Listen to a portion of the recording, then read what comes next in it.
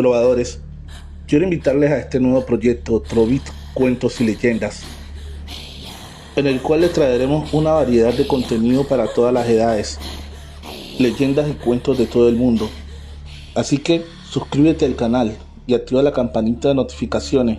Te la estaré dejando en el comentario fijado y en la descripción de este video. Ayúdame a llegar a los primeros 100 suscriptores, que pronto estaremos subiendo contenido. Nunca pises el círculo. Había escuchado siempre de las personas que tenían el don de comunicarse con los muertos. Incluso mi mamá era una de las fieles creyentes de esa clase de cosas.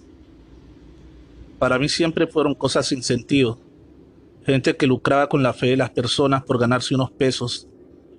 Me burlaba cada vez que mi mamá tocaba ese tema, o cada vez que mi madrina iba a visitarnos y nos contaba un sinfín de experiencias que ella había tenido con sus clientes. Porque según ella, tenía el don de hablar con los difuntos. Hasta hace 4 meses mi vida cambió por completo.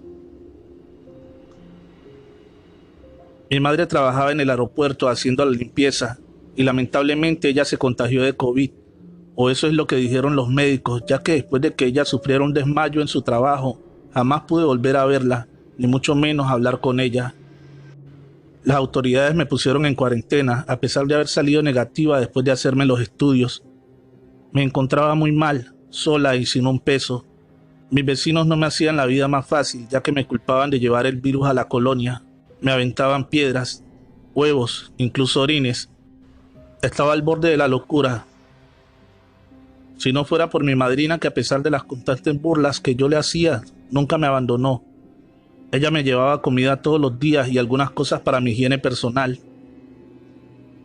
A los 3 días del trágico suceso, ella llegó con las cenizas de mi madre y fue ahí cuando le pregunté que si era cierto que ella podía hablar con los muertos. Ella solo me miraba sin decir palabra alguna, pero yo la seguía presionando en que me diera una respuesta, hasta que terminó por aceptarlo. Ella comenzó a contarme que desde niña los podía ver. Sus padres la llevaron con varios psicólogos y psiquiatras, ya que ellos creían que era un desorden psicológico. Pero en todas las pruebas salía bien. Fue el modo en que poco a poco fueron aceptando su don. Con el paso del tiempo la gente se dio cuenta y comenzaron a acudir con ella. Incluso así fue como se conocieron mi mamá y ella. Mi madre le pidió la ayudara para tener contacto con sus hermanos que habían asesinado. Y desde ese día se hicieron muy amigas y después comadres. Yo escuchaba fascinada lo que me decía, pues todo eso ahora me llenaba de consuelo. Cuando terminó de contarme su historia, le pregunté con voz temblorosa que si ella podía ver a mi mamá. Mi madrina comenzó a llorar y me dijo en un tono cortante: ¿por qué crees que estoy aquí? Tu madre me manda todos los días. Ella está muy preocupada por ti. Tienes que ser fuerte y salir adelante para que ella pueda irse y descansar en paz. Yo no tengo fuerza para seguir, le dije entre lágrimas. Si mi mamá no está aquí, yo ya no quiero vivir. Ella tomó las cenizas de mi madre y las puso entre mis manos y me dijo lo siguiente: aquí te traje un par de cirios. Préndelos durante la noche y no olvides ponerle un vaso grande de agua, ya que mi comadre tiene mucha sed. Diciendo eso se levantó de inmediato y justo cuando iba a abrir la puerta, le grité: madrina, quiero hablar con ella. Ella volteó palidecida y me dijo: temía que me lo pidieras. ¿Pero por qué? Es lo que tú haces, ¿no?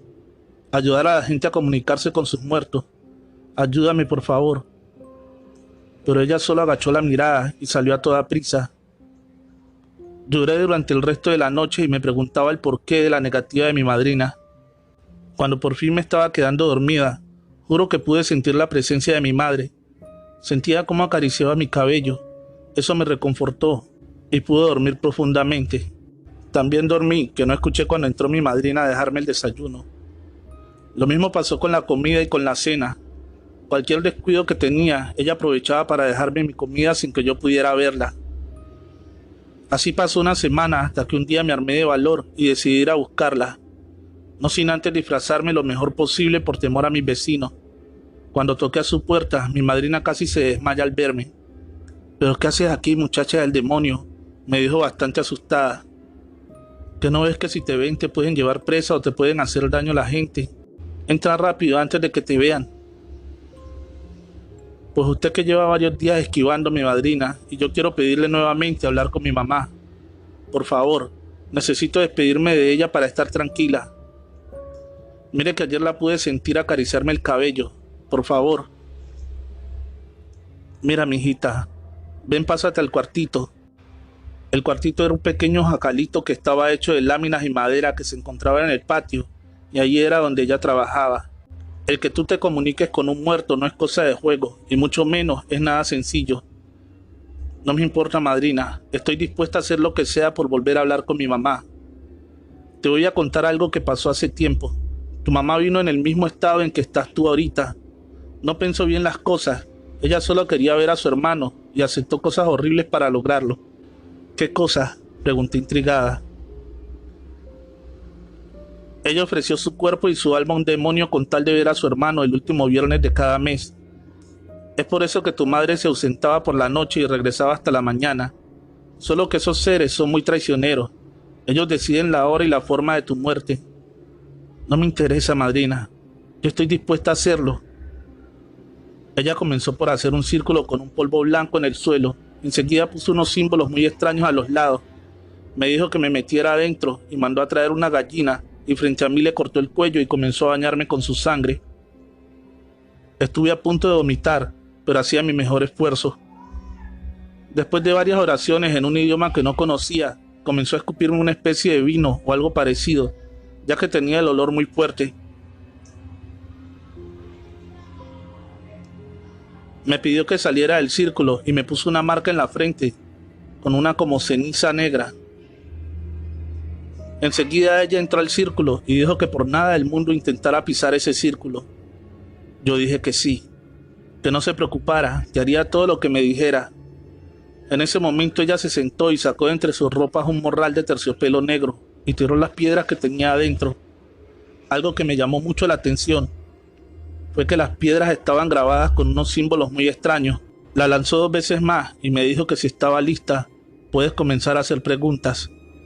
Comencé a preguntarle cosas que solo mi madre y yo sabíamos, para asegurarme de que no fuera un truco, y conforme me contestaba todas correctamente, la cara de mi madrina se transformaba poco a poco en la de mi madre. Le empecé a reclamar el por qué me había dejado sola, y ella me respondió que ya era su tiempo, y que no debía sentirme sola porque su hermano y mi abuelita me cuidaban. ¿Y tu mamá? ¿Tú no me cuidas? Ella entristeció y dijo que debía pagar con oscuridad el error que había cometido, y que ahora me fuera y me encomendara a Dios y le pidiera que la perdonara, que ella no sabía lo que hacía. Traté de abrazarla, pero ella me empujó con tanta fuerza que me golpeé la cabeza y me desmayé. Cuando desperté, estaba acostada en el cuarto de mi madrina. Traté de contarle, pero me dijo que lo sabía todo, que mi madre lo había hecho para protegerme, ya que de haber pisado hubiera pactado con esos seres. Por eso ponen tantas tentaciones para que puedas caer. No sé si creas o no en mi historia, pero después de eso me he encomendado mucho a Dios y pido por el eterno descanso de mi madre y su pronto perdón. Yo también era como muchos de ustedes, pero crean o no, solo les pido una oración por mi madre. No les cuesta mucho, pero a ella le ayudaría bastante. La casa. Estaba por divorciarme del padre de mi hija, Jimena. El proceso estaba siendo demasiado doloroso, porque aún lo amaba, pero no podía perdonarle que me hubiera engañado con mi mejor amiga. Juro que de no haberlo visto, pensaría que era mentira. Él trató de chantajearme, al decir que si no paraba lo del divorcio, tendría que marcharme de la casa en lo que se resolvían los problemas legalmente. Le hablé a mi hermana para contarle lo sucedido. Estaba furiosa. Dijo que no tenía de qué preocuparme, que Mateo, su esposo, recién había comprado una casa en el campo y que precisamente se mudarían esta semana. Traté de negarme, pues estaban recién casados y necesitaban su privacidad. Lo que menos necesitaban ahora era una cuarentona despechada y una niña hiperactiva. Pero insistía en que la casa era bastante amplia y que me haría bien alejarme un poco de la civilización. Así que ese mismo día alisté mis maletas y al día siguiente emprendimos el viaje. Ambos nos recibieron de maravilla Incluso se tomaron un par de molestias para que nos sintiéramos como en casa. Estábamos preparando la cena cuando escuchamos a Jimena gritar. Mateo subió a toda prisa para ver cómo estaba y la encontró en un rincón de la habitación llorando. La tomó en sus brazos y la llevó a la cocina. ¿Pero qué fue lo que pasó, cariño?, le pregunté preocupada. Ese hombre, mami, me apretó mi bracito y dijo que nos fuéramos de su casa. Pero aquí solo estamos tu mami, tu tío Mateo y yo, dijo Elena, queriéndola consolar. No miento, dijo Jimena molesta. Diles, mami, que las mentiras solo las cuentan los niños que se portan mal. Bueno, interrumpió Mateo para bajar la intensidad de las cosas. Dile a este señor que ahora es casa de nosotros 4 y no tenemos por qué irnos. Así que dejemos ese tema a un lado y vamos a cenar, que muero de hambre. Después de cenar, Jimena se quedó dormida sobre mis brazos, mientras los adultos bebíamos una copa de vino. Les comentaba que era muy probable que la niña no estuviera tomando muy bien lo del divorcio, y eso lo podía entender. Aunque mi esposo nunca fue tan cercano a ella, estaba segura que le echaba de menos, y ese era un grito de atención. Realmente nunca había sido tan fantasiosa. Les pedí un permiso para subir a acostar a Jimena, y Mateo amablemente me dijo que él me ayudaría, que le diera a la niña. Al dársela a Elena gritó: ¿pero qué demonios? Supuse que se había molestado por el ofrecimiento de Mateo, así que intenté disculparme cuando ella me interrumpió. ¿Ya viste el brazo de la niña?, decía mientras se acercaba a mi hija y a Mateo, y levantaba la manga de su blusita. Nos quedamos horrorizados al ver que Jimena tenía marcada una huella de una mano bastante grande. La niña no mentía, dijo Mateo bastante sorprendido. Lo que no podíamos descifrar es si estaba quemada o amoratada. Estaba de un color bastante peculiar, entre un rojizo intenso, y tenía varios pedazos púrpura. La quise despertar para saber qué era realmente lo que había pasado, pero Elena me lo impidió. Dijo que era mejor que la dejáramos descansar. Esa noche la llevé a dormir conmigo. Tenía temor de que algo peor le pudiera pasar. Me quedé profundamente dormida debido al tan ajetreado día que habíamos tenido, cuando me despertó el ruido de varias personas corriendo. Se escuchaba tan claro y tan fuerte debido a que el piso era de madera. Estaba muy asustada. Creí que se había metido alguien, así que tomé a Jimena y la puse debajo de la cama. Cuando tocaron estrepitosamente en simultáneo varias de las puertas, tomé a toda prisa la lámpara del buró. Estaba dispuesta a golpear a cualquiera que se atreviera a querer entrar. ¿Están bien?, escuché decir a mi hermana al otro lado de la puerta. Fue entonces que abrí y le dije qué era lo que estaba pasando. No lo sé, hermana. Mateo está revisando que todo esté bien. No quise sacar a Jimena hasta estar segura que no corría peligro. Cuando entra Mateo a la habitación y dice: esto es muy extraño. Todas las puertas y ventanas están cerradas. Incluso está la alarma puesta. Todos nos quedamos mirando sin saber qué hacer o qué pensar. No había vecinos cerca los cuales quisieran asustarnos, así que después de un rato volvimos a dormir. A la mañana siguiente, durante el desayuno, seguíamos sin explicarnos qué había pasado realmente, cuando Jimena nos interrumpe diciendo: mamá, yo sé lo que pasó anoche.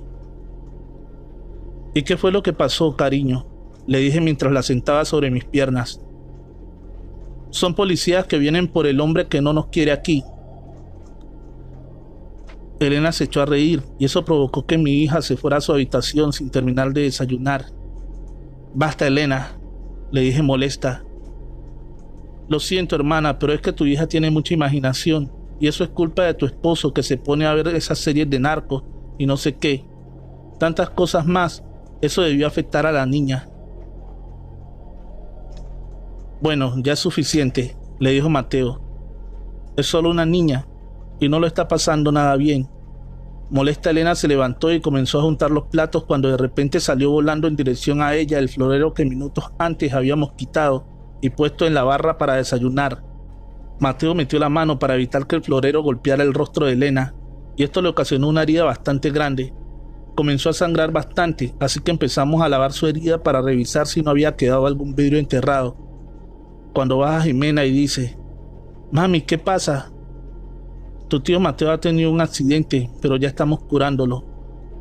«Mami, al señor no le agrada a mi tía Elena». «Ah, no, ¿y por qué no le agrada, Jimena?», contestó Elena. «Porque dice que eres muy parecida a la zorra que lo entregó a la policía». Mateo se echó a reír enseguida, y a mí se me caía la cara de vergüenza al escuchar decir semejantes barbaridades a mi hija. Obligué a Jimena a pedirle una disculpa a mi hermana, y ella entre sollozos decía querer mucho a Elena, que el hombre malo era quien decía esas cosas feas. La mandé a su habitación y le dije que pensara muy bien en las palabras que había dicho, y al intentar salir de la cocina le cerraron la puerta en la cara impidiéndole salir. Jimena corrió hacia conmigo y me abrazó fuertemente. Cuando comenzaron a abrirse y cerrarse los cajones con tanta fuerza que uno de ellos se quebró y cayó al suelo, también comenzaron a caerse vasos y platos. Lo que más me impresionó, ver cómo el mantel de la mesa parecía bailar en el viento. Mi hermana comenzó a gritar que se detuvieran, pero ese parecía no escucharla. Cuando Elena comenzó a hacer una oración, algo la jaló con gran fuerza, haciéndola que perdiera el equilibrio. Intentaron arrastrarla, pero Mateo y yo la agarramos con gran fuerza. Queríamos salir de ahí, pero algo o alguien nos impedía acercarnos a la puerta, así que en un intento desesperado, tomé una de las sillas de la cocina y comencé a romper la ventana. Gracias a Dios no tenían protección, si no, hubiera sido imposible salir de ahí. Cuando por fin logré quebrarla, las llaves del gas se abrieron solas y al intentar cerrarlas, nos dimos cuenta que parecían estar pegadas. Así que le pedí a Mateo que me ayudara a brincar a Elena, ya que ella se estaba quejando demasiado de un pie y le era casi imposible sostenerse por ella misma. Después de sacarla enseguida, le pasé a Jimena y le dije a Mateo: «Ahora es tu turno», pero él se negó. Dijo que lo correcto era que las mujeres nos pusiéramos a salvo primero. Cuando estábamos las tres afuera, esperábamos que Mateo saliera y al querernos asomar, una ola de calor nos golpeó tan fuerte que nos hizo que nos cayéramos. La casa se estaba incendiando y Mateo seguía adentro. Tenía que entrar por él. Se lo debía. Le dije a Elena que si algo me pasaba, se hiciera cargo de mi hija. Me armé de valor y vi a Mateo tirado. Lo arrastré como pude y de afuera comenzaron a jalarlo. Cuando estaba por brincarme yo, intentaron jalarme nuevamente hacia adentro, pero por fortuna no lo lograron. Le hablamos a la ambulancia y llegó casi de inmediato. Cuando revisaron a Elena, tenía la pierna quemada y se podía ver claramente la forma de una mano. Ella insistió en que me revisaran la espalda, ya que sentía bastante ardor. Y es que entre lo sucedido, nadie nos habíamos dado cuenta que traía la camisa desgarrada de la parte de atrás y tenía 3 aruñones bastante profundos. Mateo afortunadamente solo tenía quemaduras leves, así que pronto fue dado de alta del hospital. Al salir, decidieron ir a buscar al tipo que les había vendido la propiedad y prácticamente lo obligaron a decir qué era lo que pasaba ahí. Él les contó que esa casa había pertenecido a un narcotraficante bastante sanguinario. Según cuentan, la propia esposa fue quien lo entregó a las autoridades. Él dormía mientras entró un comando armado y comenzaron a golpear las puertas para pedirle su rendición. Al sentirse acorralado, agarró a su esposa y la asesinó por haberlo traicionado. Él gritaba que vivo no se lo llevarían y lamentablemente fue abatido a manos de la justicia. Yo compré esta casa a muy buen precio en una subasta del gobierno, pero comenzaron a pasar cosas muy extrañas por las noches. Mi esposa comenzó a ver y escuchar a un hombre. Los niños decían que había un hombre que los molestaba, y yo solo trataba de convencerlos que era solo su imaginación. Traté de traer a una persona que le hiciera una limpia a la casa, pero según la medium, decía que este hombre seguía aferrado a esta casa. Tratamos de contactarlo para ver lo que mantenía en este mundo, pero siempre que tratábamos de hacer contacto con él se tornaba violento, a tal grado que varias veces salimos lastimados.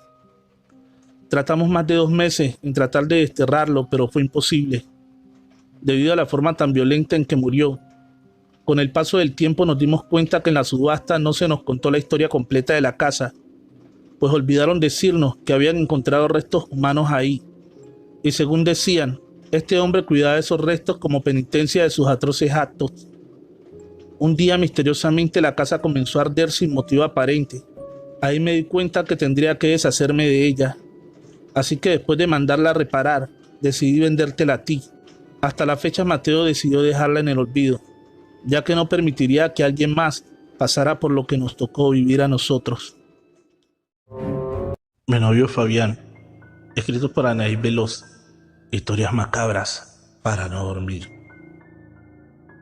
No sé cómo comenzarte a contar lo que me sucedió, pero espero que en lugar de juzgarme, alguien de tus lectores pueda darme realmente un consejo que me ayude a terminar con esta situación que estoy viviendo.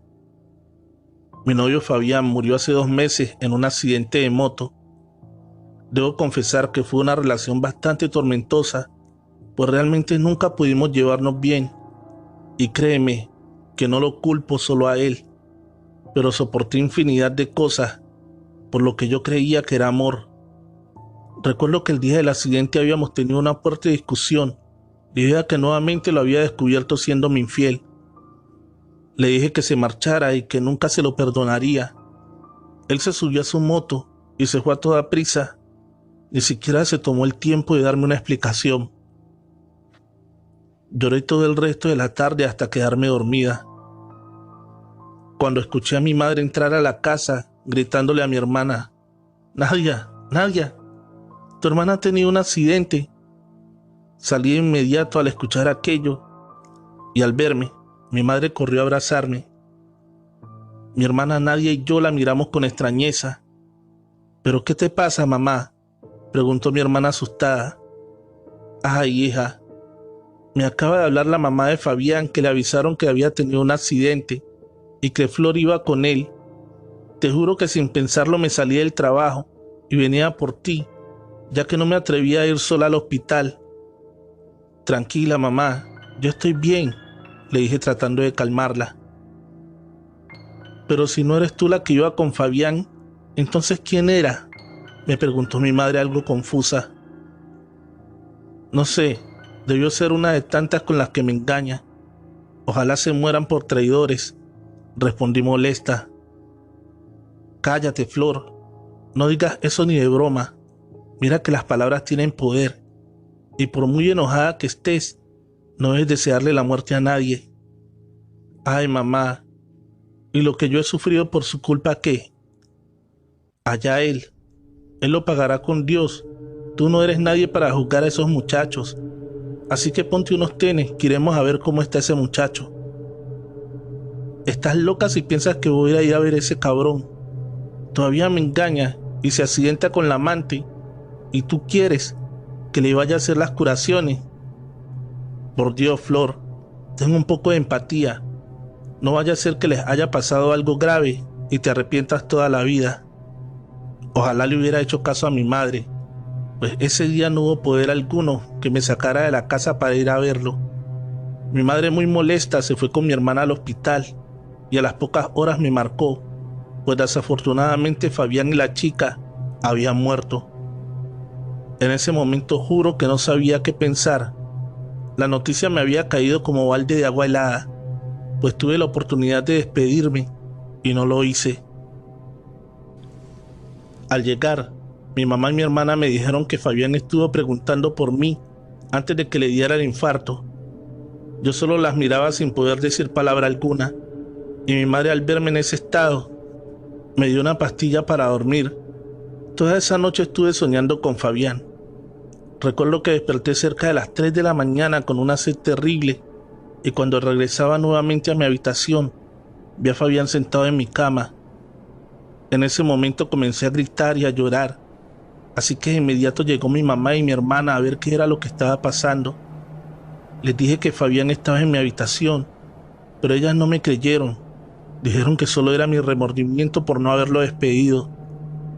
Pero yo estaba segura de lo que había visto.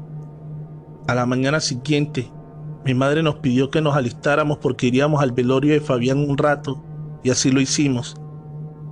Al llegar, todo el mundo comenzó a darme el pésame. La mamá de Fabián me condujo hacia el ataúd para verlo, y justo cuando me acerqué a la sala de velación, se inundó con el perfume de Fabián. «¿Pero qué demonios?», dijo su papá. «¿De dónde viene ese olor? Espero que no sea una broma de mal gusto», gritó molesto. A lo que uno de sus hermanos respondió: «El olor sale de aquí, papá», señalando el ataúd.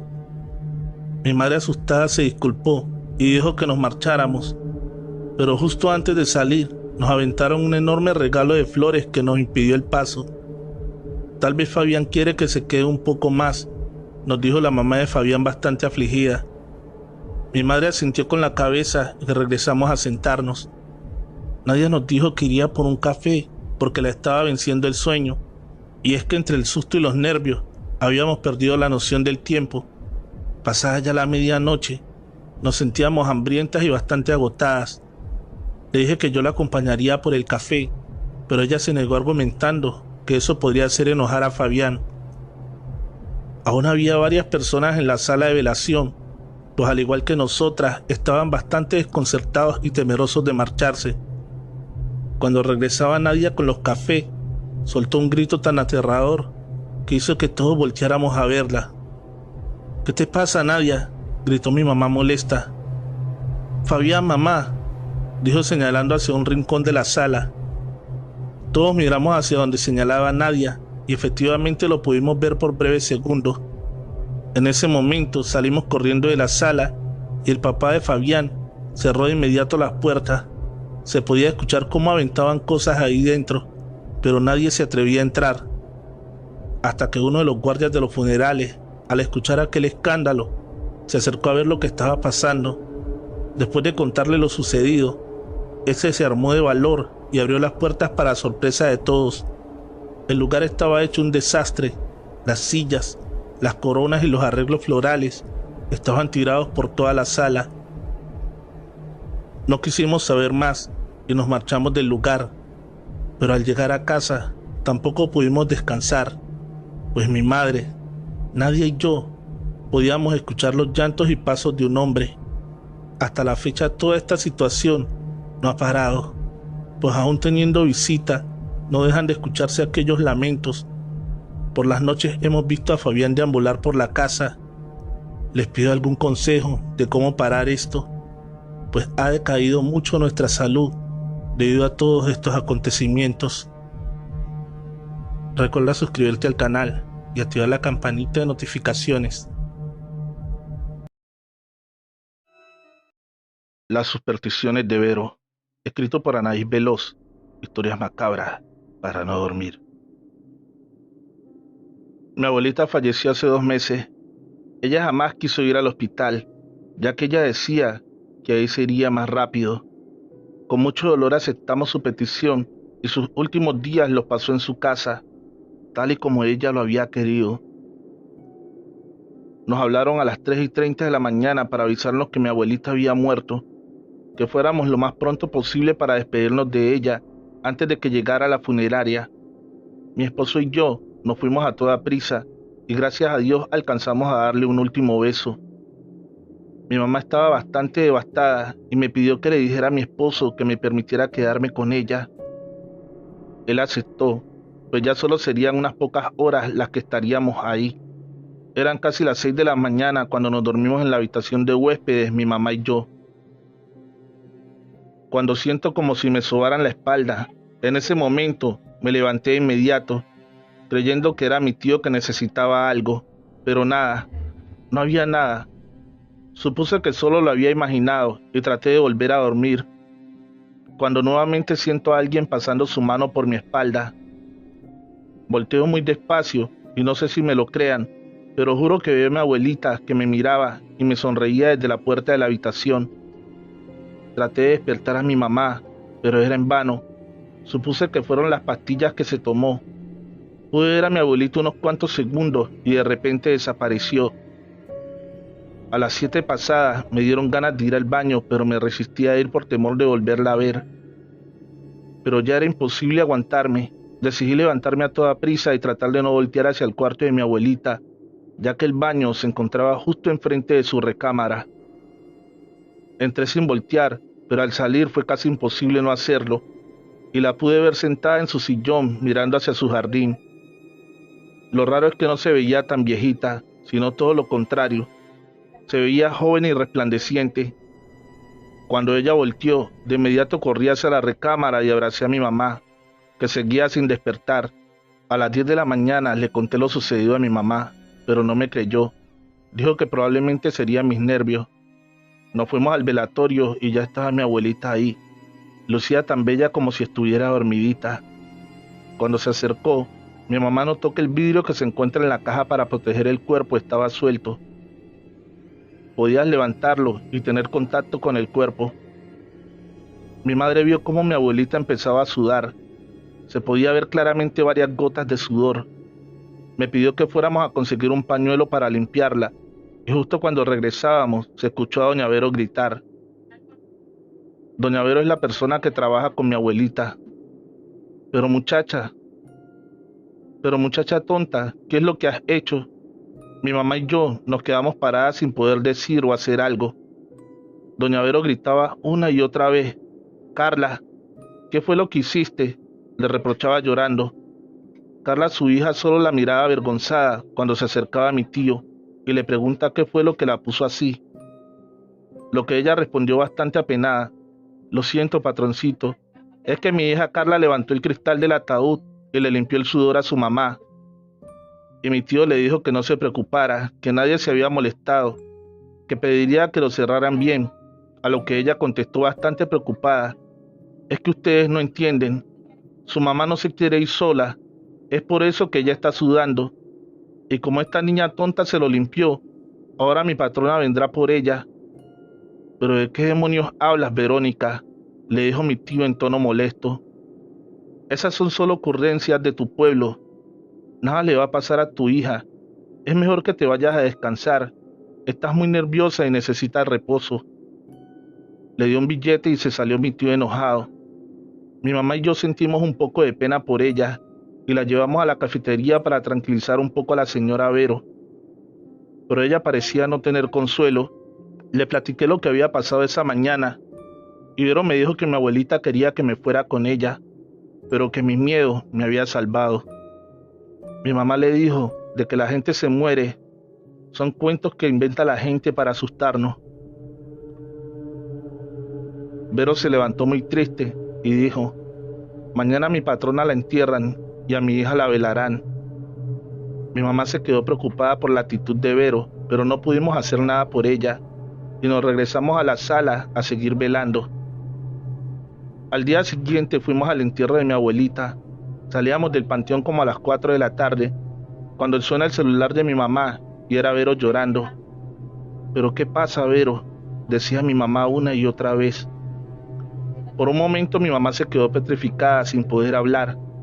Después de unos segundos me dice mi mamá que Carla, la hija de Vero, había muerto por la mañana y según los doctores había sido muerte natural. Mi tío, aún incrédulo, decidió dirigirse a la casa de la señora Vero para desmentirse. Y tal fue su sorpresa al llegar a la casa y ver aquel triste panorama. Carla parecía estar dormidita como toda una princesita. Al vernos, Vero comenzó a llorar. Se los dije, mi patrona se llevó a mi hija. Se lo juro que parecía una mala broma. Cuando me acerqué a verla, pude notar que ella también sudaba.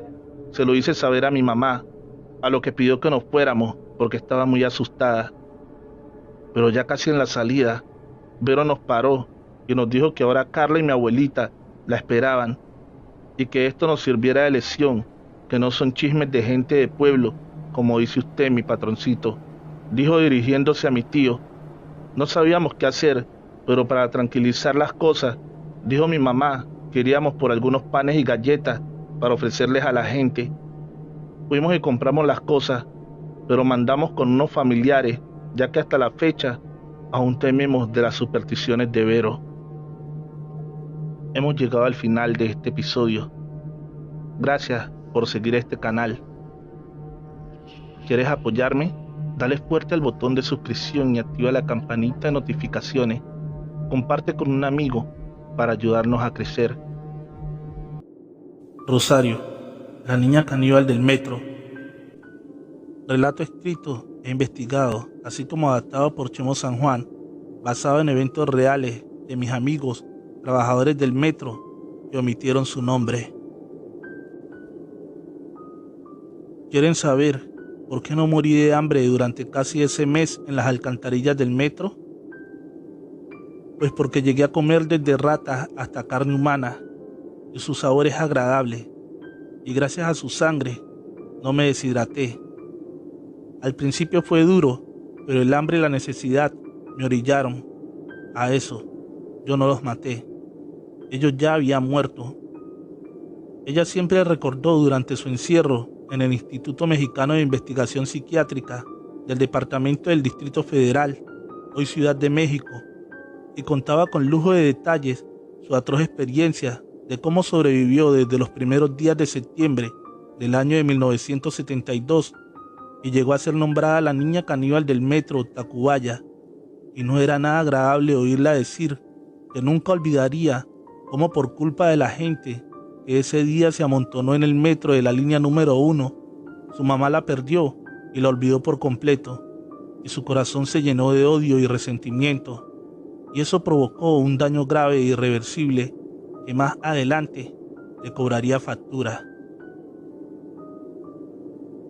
Ella narraba que ese día ya no bajó del tren y la llevó a los garajes o túneles de Tacubaya, al famoso tapón o resguardo de trenes donde por ser de las primeras líneas contaba con infinidad de pasadizos. Y como el tren ya no regresó a dar servicio, como pudo bajó de él y gracias a Dios no murió electrocutada de los miles de voltios que allí se manejan, y escuchó ruidos en la oscuridad y por miedo se fue internando más y más hasta quedar atrapada en esa jaula de concreto.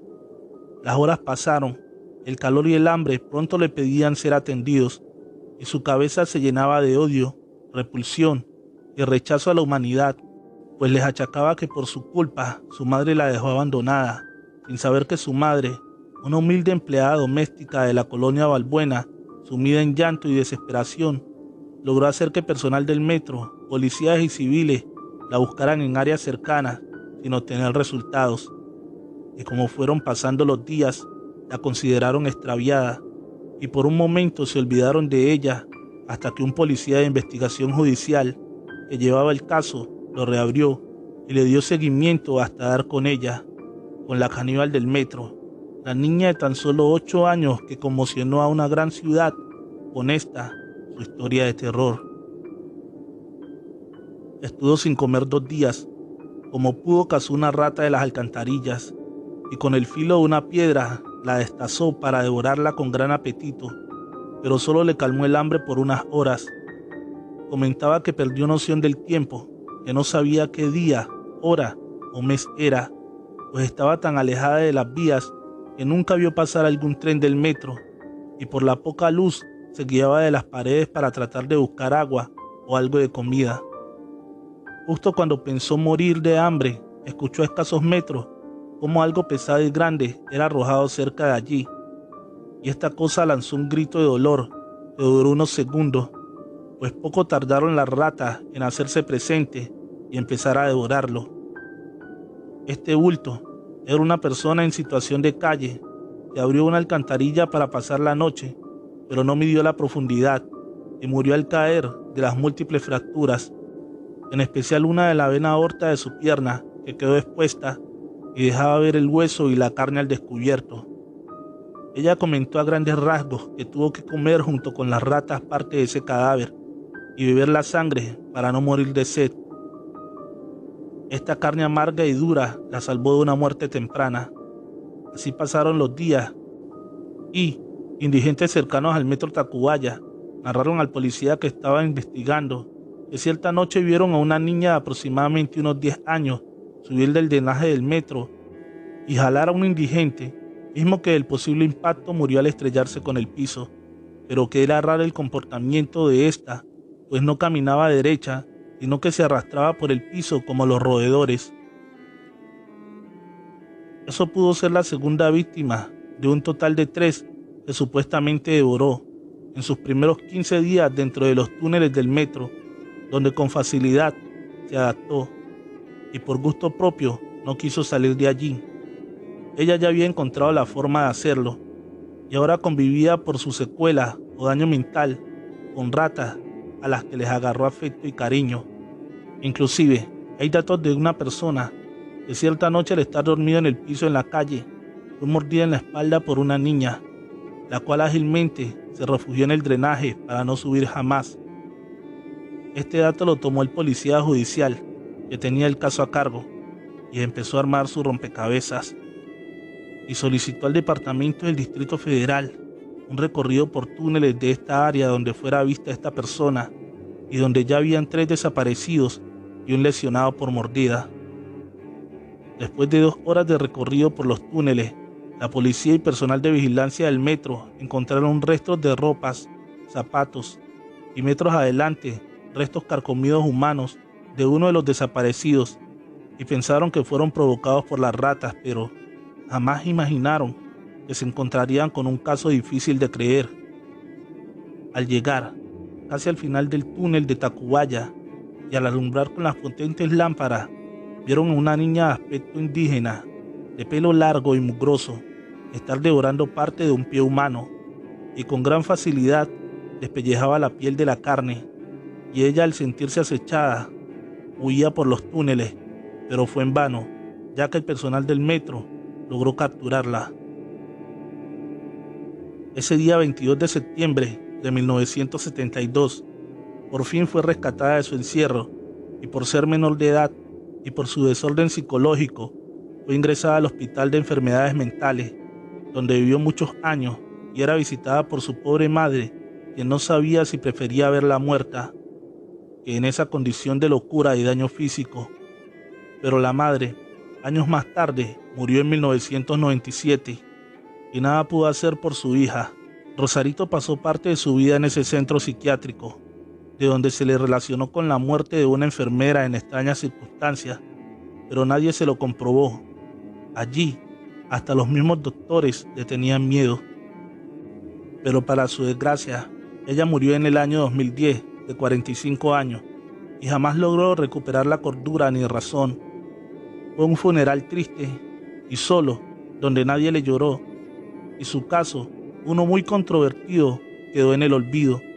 Allí dejó de existir el terror de las alcantarillas o la caníbal del metro, Rosarito Sánchez, la niña que tuvo la infancia más cruda y cruel de esos tiempos, y en este caso quedó guardado en la historia de la ahora gran ciudad de México.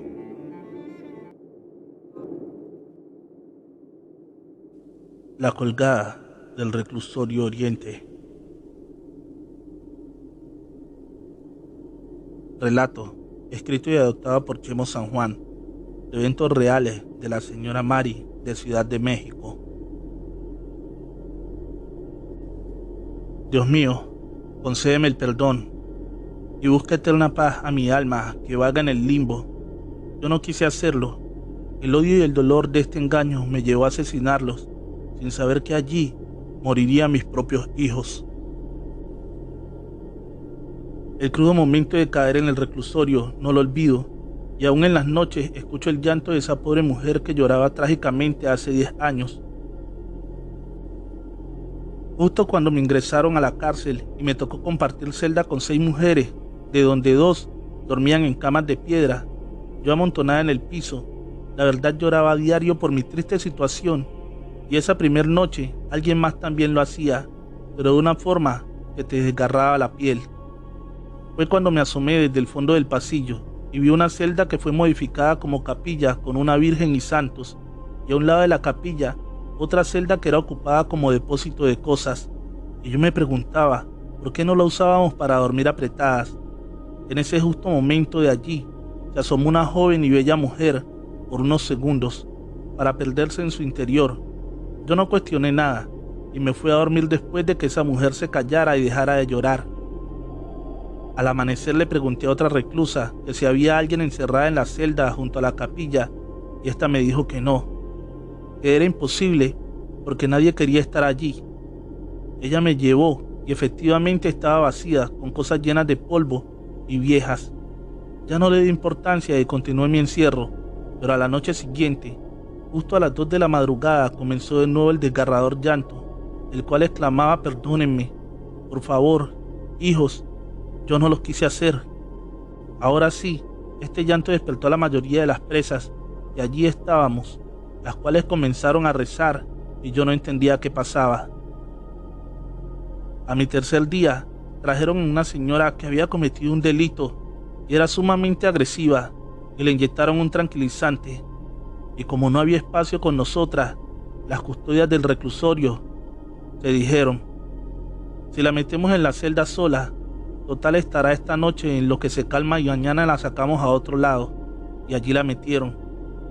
Ni cuenta se dará de nada y amanecerá rápido, dijeron. Resulta que a nosotras nos ponían a dormir temprano a eso de las 9 de la noche, y justo a las 9:30 de la noche, esta mujer empezó a gritar y decía fuertemente: ¿qué quieres de mí? Déjame en paz. Mejor vuelve a morir ahorcada, si eso es lo que quieres. Deja de estarme molestando. Ya déjame.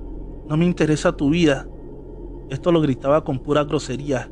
La escuchamos todas y no sabíamos con quién hablaba. Para eso le hablamos a las custodias para decirles que su nueva interna estaba con alguien peleando, y cuando ellas llegaron nos dijeron: ustedes también están locas. Allí solo está ella y nadie más. Y se marcharon riéndose. Esto fue toda la noche. Se callaba un rato y después volvía a pelear con su amiga imaginaria y gritaba: déjenme salir, ya no quiero estar aquí. ¿Y acaso no la ven? Está allí y me mira con un odio. Tengo miedo. Pero las custodias ni caso le hacían. Se volvió a calmar y justo a las 2 de la madrugada escuchamos llorar a esa mujer, la que se lamentaba: perdónenme, hijos, yo no sabía que estaban allí. Lo siento mucho. Y de nueva cuenta, esa cosa lanzaba su lastimero llanto que nos despertó a todas. Pero las policías no nos hacían caso. Y otra vez la nueva interna gritaba: ya se va a ahorcar. Ayúdenme, ya me quiero ir. Tengo miedo. En ese justo momento, todas las llaves de la regadera se botaron y comenzaron a dejar escapar el agua. Se prendieron las luces y las custodias nos ordenaron pararnos, pues el agua estaba inundando las celdas, y se olvidaron de la interna del fondo, que en ese momento estaba peleándose con alguien, o eso parecía. Ya se ahorcó, y yo les dije, no pude evitarlo. Esa cosa no me dejó detenerla. Era algo malo que la acompañaba a ella y me lastimó. Cuando la sacaron, ella estaba en un baño de sangre, toda rasguñada y arañada completamente. Ah, te lastimaste tú sola, le dijeron las custodias, y ella respondió: fue ella la que se ahorcó. Cuando la quise detener, ella me lastimó, y de su odio rompió las llaves de los baños, pero no está sola. Hay algo malo con ella que la alimenta de odio. Por Dios, déjenme salir, esa cosa me matará. Esa noche, todas temblamos de miedo, pues no nos creían de lo que escuchamos, y ya nadie durmió. Nos pusieron a secar todo el agua y acabamos de madrugada. Al amanecer, una interna que lleva décadas allí nos dijo: todo lo que comentó esa señora que consideran loca es verdad. En esa celda hace 2 años se ahorcó su ocupante, una joven mujer, pues el remordimiento de lo que hizo la obligó a eso, y créanme, ella allí lo está pagando, vagando eternamente. Ella descubrió a su marido en casa de su amante, y entró y los asesinó a sangre fría junto con los hijos pequeños del amante, sin imaginar que ese día el esposo infiel se llevó a su aventura a sus propios hijos, que murieron en el interior de esa casa. Después de que ella la quemó y al darse cuenta de su atroz acto, se entregó a la policía y la condenaron a cadena perpetua. Pero poco le duró el gusto. Hoy se cumplen los 2 primeros años de que se ahorcó. Después de eso que pasó, hicimos una misa y le rezábamos a Dios por su alma noche a noche, pero de nada sirvió. Ella seguía penando, y gracias a Dios, después de casi 2 meses, quedé en libertad, y por fin pude descansar de ese miedo de la ahorcada, la que vaga suplicando perdón y espera en Dios algún día encuentre la paz por el resto de los años. Recuerda. El nuevo brujo. escrito por Alex Morales Gómez. En la descripción, el link de su página de Facebook. Síguelo. Estas son dos historias en una, pero estaban unidas la una con la otra. Aún estaba yo en la escuela cuando llegó a vivir enseguida a una casa de mi padre, un hombre llamado Antonio, pero todos le decían Antonio Tabaco, por su peculiaridad de tener siempre un tabaco entre sus labios. Aunque no era de por allí y nadie lo conocía, pronto se fue haciendo famoso porque su brujería era poderosa e infalible. Podía acabar con cosechas o hacer que éstas germinaran, hacer que llegara la lluvia o la sequía según los deseos del cliente. Sanaba el ganado a la distancia, tan solo con un conjuro. Leía el tabaco, el chocolate y fotos. El gran brujo, empezaron a llamarlo algunos. Allí iban muchas mujeres feas, viejas, jóvenes y bonitas, todas en busca de amor o para que les quitara a sus esposos, los bebedores o los agresivos. Se empezó a decir que el brujo utilizaba su fama para seducir a las mujeres más bonitas. Cuando se encerraba con ellas, no era para hacerles ningún trabajo, era para llevarlas a la cama, así que muchos hombres estaban celosos y a la vez preocupados, pues sabiendo de sus poderes era difícil enfrentarlo.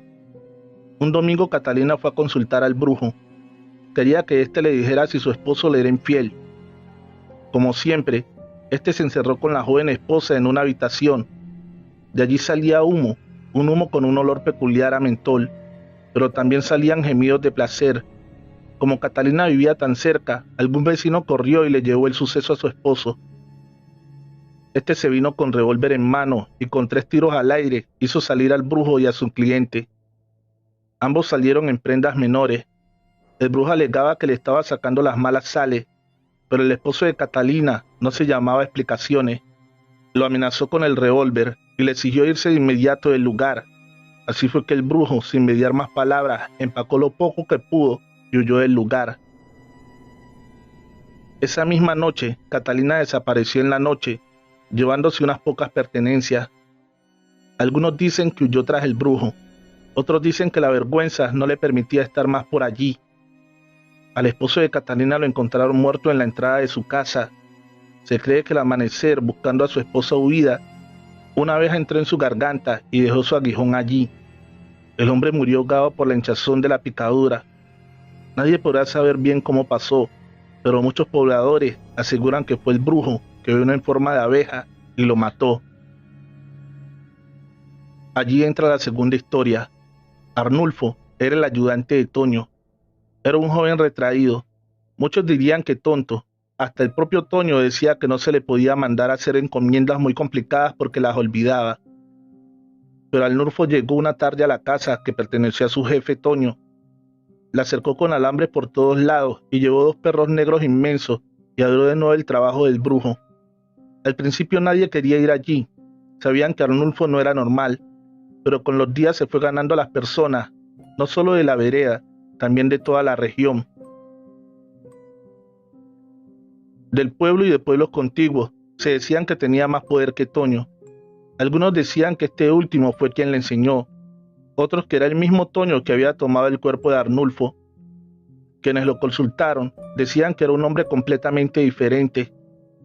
En la noche dicen que lo sentían correr por los cultivos dando carcajadas.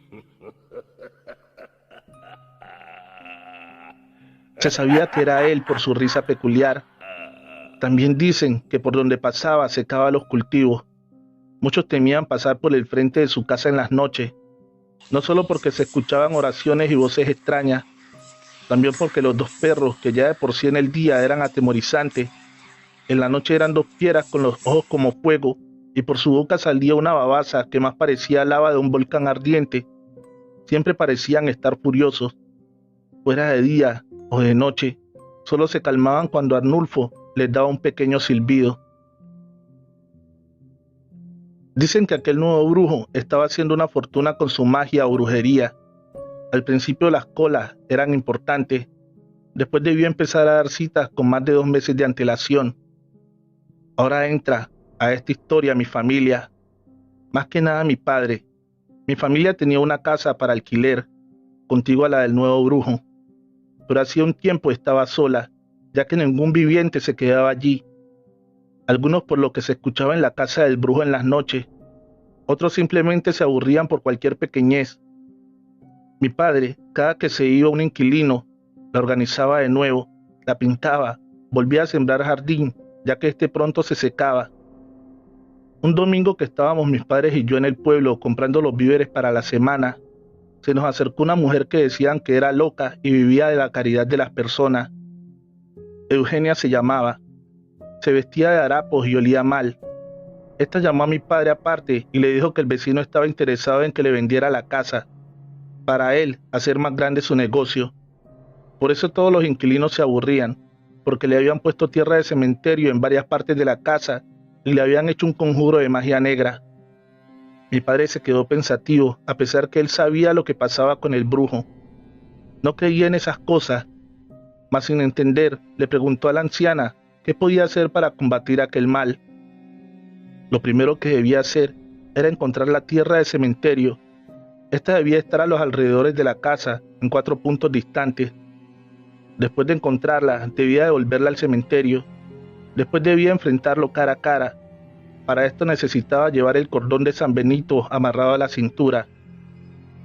Este debía estar previamente bendecido con agua bendita.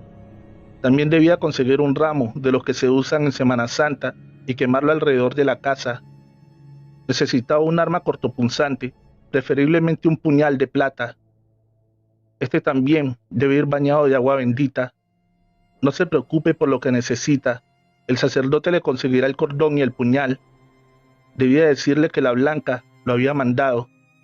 El sacerdote sabría de qué hablaba. Cuando ya esté listo, busca la manera de entrar en la casa del brujo y cuando lo tenga de frente, le exigirás dejar la región y no volver nunca más. Con el puñal en alto, le dirá que de no ser así, por el poder de Cristo le arrancará el corazón. No se preocupe, le dijo a mi padre, mientras haga las cosas al pie de la letra, nada podrá hacerle. Fue así que mi padre, sin entender nada de brujería, se fue a enfrentar a un gran brujo. Efectivamente encontró la tierra en bolsitas de cuero. La mujer así lo había explicado. Era piel de muerto. En la tarde la llevó al cementerio y en la noche por el muro que daba a la casa del brujo. Saltó a la casa. Resuelto pero con el corazón en la mano, lleno de temor. Cuando los 2 perros lo vieron, le ladraban con rabia, pero se mantenían a distancia. Después diría mi padre que aquellos no eran perros comunes, no solo por su tamaño y color completamente negros. Sus ojos eran fuego y sus dientes parecían espadas. Su babasa olía a azufre. Arnulfo salió al escuchar que sus perros no se calmaban con su silbido. Al ver a mi padre, retrocedió unos pasos. «No podrás conmigo», le gritó. Mi padre le dijo en voz calmada pero temblorosa, porque aquel no era el Arnulfo que él conocía. Aquel era un ser oscuro, no parecía un hombre, más parecía una sombra, un humo negro. Mi padre le exigió con el puñal de frente que debía irse de la región. Aquello dio una carcajada y se desvaneció en el viento. Solo un tabaco quedó al lado de mi padre. Cuando escuchó el gemir de los 2 perros que estaban a un lado, mi padre miró con rapidez. No quería ser atacado por aquella fiera. Lo que vio lo causó más terror de todo lo que vivió esa noche. Donde antes estaban los perros, estaban los cuerpos sin vida y desnudos de Arnulfo y Catalina. Mi padre llamó a un inspector policial que vivía cerca para que se encargara. Esta y medicina legal no podían dar una explicación a estas muertes. Aquellos cuerpos, a pesar de no estar en estado de descomposición, llevaban más de 2 meses muertos. Mi padre alquiló de nuevo la casa. Ya llevan como 3 meses los nuevos inquilinos y están felices. Un domingo nos fuimos donde Eugenia a darle las gracias por su favor. Pero esta no nos habló. Parecía que ni nos reconocía. Era la loca de siempre. Le dimos unas galletas para que comiera y un billete, el cual vimos cuando lo tiró a la basura. Fuimos donde el sacerdote a preguntarle por aquello y nos aseguró que el puñal y los artículos que le pidió mi padre hacía más de 2 meses los tenía. Una mujer vestida de azul se los había dejado con la recomendación de entregárselos a quien dijera, la blanca. Si aún no estás suscrito, dale fuerte al botón de suscripción y activa la campanita de notificaciones Guerra contra las brujas, escrito por Alex Morales Gómez. En la descripción, el link de su página de Facebook. Síguelo. En aquel entonces, se hizo muy recurrente hablar de las brujas, de su poder y del terror que podían causar. Los alcaldes desde los estrados públicos llamaban al pueblo a denunciarlas. Los sacerdotes desde los altares llamaban a quemarlas. Fue así que mi pequeño y olvidado pueblo se volvió en un rincón infestado de brujas, según decía la Santa Inquisición. Doña Entelvina, Doña Magnolia, la joven Margarita y otras que no recuerdo fueron quemadas en la hoguera. Sus propiedades pasaron a ser parte de la Inquisición o la Iglesia. Algún porcentaje al alcalde de turno. Mucho se hablaba de brujas y sus maldades, pero la verdad es que en el pueblo nunca se había visto algo que se pudiera relacionar con la brujería. Mi madre y yo vivíamos solas, ya que mi padre embarazó a mi madre y la abandonó. Mi madre era una mujer mayor para ser madre. Yo había llegado a una edad tardía, a pesar del abandono de mi padre. Mi madre me amaba con toda su alma. Mi anciana madre iba todos los domingos a la iglesia y pedía porque las lluvias no abandonaran los cultivos de plantas aromáticas que era su fuerte, las que vendía los fines de semana en el pueblo. Estábamos en misa cuando una mujer me dijo que me corriera de su lado, que yo olía mal. Mi madre, enfurecida como nunca antes la vi, le dijo que jamás volviera a tratar así a su hija o tendría problemas. Resultó que la mujer era una hermana de la esposa del alcalde y se creía de mejor familia. Así que se generó una discusión en plena iglesia. Entre estas y aquellas salió la palabra bruja. Todos empezaron a decir bruja, bruja, y a señalar a mi madre. Yo tenía 15 años recién cumplidos, pero tenía muy presente que cuando la palabra bruja salía a colación, habría problemas. Mi madre como que no entendía la magnitud del problema, porque seguía en su discusión acalorada, diciendo que por su hija era capaz de matar. Yo la tomé de la mano y salí corriendo con ella de allí. Yo sabía que estábamos en problemas. Mi madre no entendía lo que pasaba, pero se dejó llevar de mí. En casa le expliqué todo. La habían tildado de bruja y eso traería consecuencias. Ella entendió que era la realidad. Así fue que en la noche vimos aparecer abajo una multitud con antorchas. Venían gritando, muerte a las brujas. Mi madre agarró unas cuantas cosas y corrimos al bosque. Allí no habría salvación, ni voz que nos escuchara si nos quedábamos. Fuimos a dar a una gran caverna que yo no conocía, pero al parecer mi madre sí, porque me llevó muy segura allí.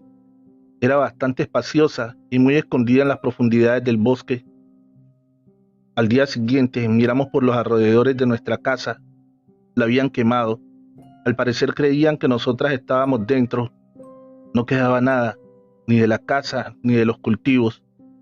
Estábamos abandonadas y en peligro. Nuestra única ventaja era que creían que estábamos muertas. Nos quedamos allí. Yo bajaba oculta con andrajos al pueblo para poder conseguir algo de comida. Me la robaba, ya que no teníamos con qué pagarla. Pero una vez me descubrieron y me quitaron con lo que me cubría. Me gritaron bruja. Como pude logré escaparme y huí al bosque. Algunos hombres llegaron hasta cierto punto, pero sabían que en el bosque no podrían andar fácilmente conmigo. Se regresaron. Le conté a mi madre lo sucedido. Ella me aseguró que nos buscarían. Nuestras tierras pertenecían ahora a la iglesia y si seguíamos vivas, en cualquier momento las reclamaríamos y eso ellos no lo iban a permitir. Le pregunté a mi madre qué íbamos a hacer. Ella me respondió que lo único que nos podría salvar era aquello de lo que nos acusaban. No le entendí. ¿Qué me quería decir? Esa noche me hizo acostar temprano. La caverna, a pesar de estar en medio del bosque, era un lugar acogedor y cálido. No sé qué me dio ella, en un té que me tomé al acostarme, porque muy pronto me quedé dormida. Eran casi la medianoche cuando desperté, cubierta con mi manta. Veo a mi madre desnuda, toda cubierta, como de una crema viscosa y verde. La escuchaba decir oraciones, palabras que yo no entendía, en un idioma que jamás había escuchado. Llamaba y pedía o aclamaba. Lo digo por su tono de voz. No podía entender qué era. De un momento a otro, un viento helado cubrió la caverna. Las llamas que nos alumbraban amenazaban con apagarse. Pero de un momento a otro esa llama se hizo tan grande que parecía que fuera a quemar todo dentro. En esa llama se veía una figura, la figura de un hombre. Se le veía bien su cara, su boca, sus ojos se diferenciaban, bien su sonrisa, una sonrisa malvada. Mi madre seguía hablando en ese idioma que yo no entendía. De un momento a otro, aquel ser transformado en fuego dio una risotada tan tenebrosa que la caverna vibraba y hacía que mis vellos se pusieran de punta. Me tapé con la manta. No quería saber qué era eso o lo que podría hacerle a mi madre y a mí. Rezaba todo lo que sabía. De un momento a otro todo volvió a quedar en completa calma. Después de mucho rato, logré volver a levantar mi manta y mirar a ver dónde estaba mi madre. Ella estaba en su lado, durmiendo tranquila. Su respiración era apaciguada. La noche que vi aquello, los hombres y sus perros nos buscaron por el bosque y no pudieron dar con nosotras. Pero mi madre dijo que volverían, pero que ella ya estaba preparada. A la siguiente noche volvió y me dio té. Yo sabía que esto era para que me durmiera, así que en un descuido lo tiré y me hice la que dormía. A eso de las 8 de la noche, mi madre se paró de su sitio donde dormía y empezó unas oraciones. Oraciones hechas en ese idioma que yo no entendía. De un momento a otro, pude ver que se quedó dormida en el punto donde estaba, casi como si estuviera en cuclillas. Pero para mayor asombro, después de que ella se durmió, de su cuerpo salió una especie de humo gris o una sombra. No lo sé definir. No sé por qué me puse en pie. Aquello que veía me asombraba, me aterrorizaba, pero también me causaba curiosidad. Esto, lo que fuera, salió de la caverna y tomó camino bosque abajo. Tengo que confesar que no sé por qué lo hice, pero lo seguí en medio de la oscuridad. Seguí aquello que había salido de dentro de mi madre. Subiendo el bosque, se escuchaban los hombres con sus perros, su risa malvada, la risa que da la búsqueda de la muerte. Cuando aquello estaba cerca de los hombres, dio una risotada tan endemoniada que yo caí al suelo de rodillas. Aquello no era mi madre, aquello era el demonio.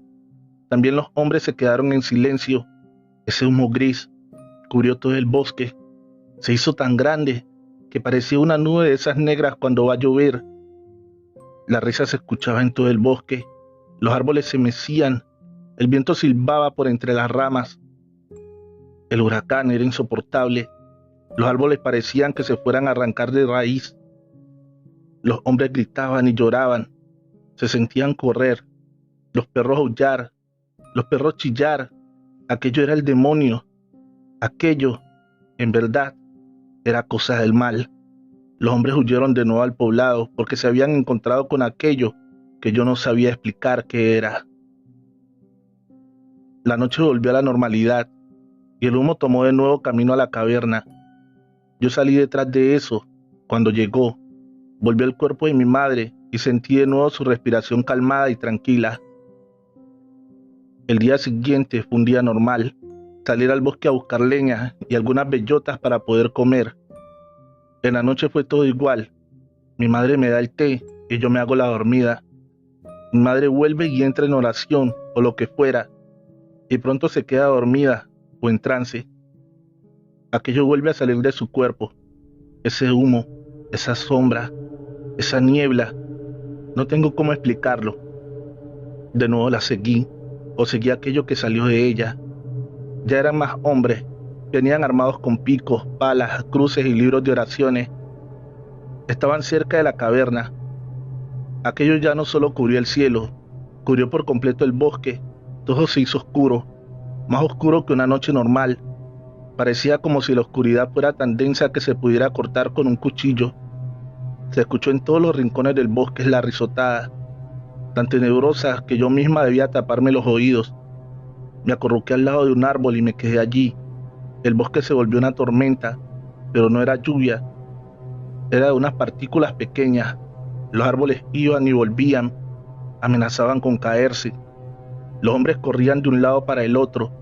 Yo no entendía el porqué, pero no podía ver el camino. Se chocaban entre ellos, como si ellos mismos no se pudieran ver.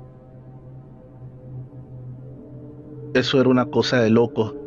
Era un caos inexplicable. En una de esas, uno de estos hombres fue a dar al lugar donde yo estaba escondida. A pesar del susto que se le veía en sus ojos, gritó: «Aquí está la bruja». Sentí algunos pasos correr a donde yo estaba. Él me amenazaba con un pico.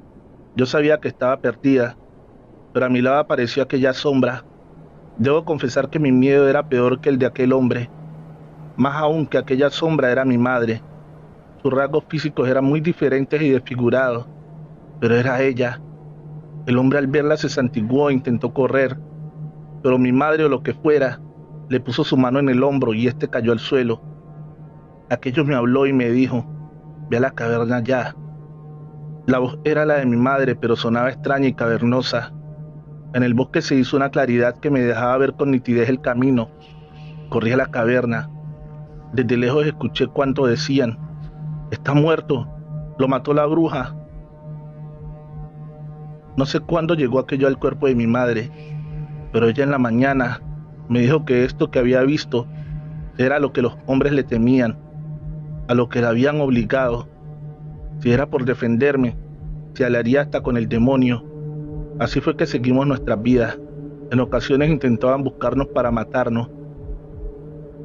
Nos enteramos que el bosque lo llamaban el bosque de la bruja. Ella iba al pueblo y robaba comida. No sé si lo hacía ella o lo que había dentro. Unos años después murió tranquila en su lecho. Me dijo que ya era justo que volviera al pueblo y reclamara nuestra propiedad. Ya nadie se acordaría de mí. Ya era toda una mujer. Así lo hice y viví en aquel pueblo hasta mi vejez. La Inquisición terminó. Las brujas se olvidaron, pero las personas del poblado le siguen temiendo al bosque donde vive la bruja. Recuerda que la mejor forma de apoyar el canal es dejando un like, un bonito comentario y compartir este video con un amigo. En la descripción de este video está la dirección de correo electrónico al cual puedes enviar tu relato. Llegó con la lluvia, escrito por Alex Morales Gómez. En la descripción, el link de su página de Facebook. Síguelo. Fue un día como cualquier otro, soleado y agradable. No se preveía lluvia. Mi madre fue la única que en la tarde dijo que algo no le gustaba en el ambiente. Mi padre le dijo que dejara de ser ave de mal agüero. Mi madre le respondió que solo era una sensación extraña y no era culpa de ella sentirse así. En casa mi madre era creyente tanto de la religión católica como de las buenas y malas energías. Mi padre, por el contrario, podríamos decir que era ateo, pero a él no le gustaba que lo catalogaran así. A eso de las 7 de la noche empezó una suave lluvia. La verdad nos agradaba para que refrescara el jardín, pero sabíamos que no estábamos en épocas de lluvia, entonces sería algo pasajero. Igual, cuando empezó la lluvia, mi padre entró 2 perros labradores que teníamos fuera, mientras mi madre organizó una penca de sábila que tenía colgada tras la puerta y enderezó el crucifijo que había en la sala. Mi padre la miró con cara de pocos amigos, pero no dijo nada. La lluvia seguía siendo suave pero constante. Un silbido se escuchaba afuera, pero no era el viento, ya que mi padre tenía varios sonajeros de viento fuera y ninguno sonaba. Los 2 perros empezaron a gemir y a chillar. Corrían bajo el mueble donde estaba mi padre. Estaban muertos del miedo, algo que nunca antes había pasado. Mi madre se santiguó y se sentó al lado de mi padre. Yo en medio de ellos. Algo fuera seguía silbando, como si fuera el viento. Los 2 perros gemían, estaban aterrorizados. Algo corrió por el techo de la casa, algo que parecía tan grande como un toro. ¿Cómo podía algo tan grande estar sobre el techo? Se le sentía resoplar como una fiera enjaulada. En casa todos nos abrazábamos con temor. Hasta mi padre, que era el que nada lo atemorizaba. De los perros ni se diga. Lloraban y gemían muertos de miedo. Aquello, al correr sobre el techo, hacía que las puertas y ventanas parecieran que se fueran a caer. Temblaban como si fueran a arrancar de sus puestos. Es como si hubiese un temblor de tierra. Pero solo en nuestra casa sentimos como aquello corrió por todo el techo y saltó al lado de la puerta. Allí un bujido, como el de un toro, arremetió contra la puerta, pero en el primer envión tumbó la penca de sábila. Dio un bujido, pero esta vez lastimero como de dolor. Corrió, o más bien voló alrededor de la casa. Con algo como garras iba rasguñando las paredes. Mi madre entonó una oración. El crucifijo cayó al piso y aquello se oyó saltar al jardín y desaparecer en la noche.